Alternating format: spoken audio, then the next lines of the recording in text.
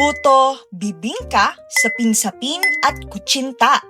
Ilan lamang ito sa mga pagkaing matagal nang bahagi ng kulturang Pilipino. Ngunit, nasa hapagkainan pa rin ba ito ng pamilyang Pilipino tuwing may okasyon? Oo. Nasa mayaman. Biko. Yung mga maluto, biko po. Hindi ka na masyadong hindi ka na masyado sa matamis.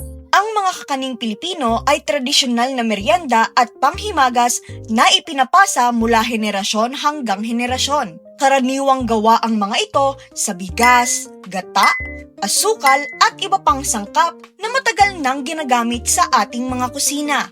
Noon, mas madalas ihanda ang mga ito sa tahanan, pista at mga handaan. Ngunit ngayon, mas madaling makabili ng mga modernong pagkain tulad ng donut, cake at iba pa. Dahil dito, unti-unting nababawasan ang pagkalat at paghahanda ng tradisyonal na kakanin. Pero, may mga pamilyang patuloy pa ring naghahanda ng kakanin tuwing may okasyon.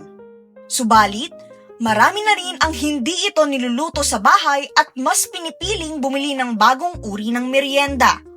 Ikaw, kilala mo pa ba ang mga kakaning Pilipino? Inihahanda pa ba ito sa iyong tahanan? Baka panahon na para balikan at pahalagahan ang mga pagkaing minsay bahagi ng ating araw-araw na pamumuhay.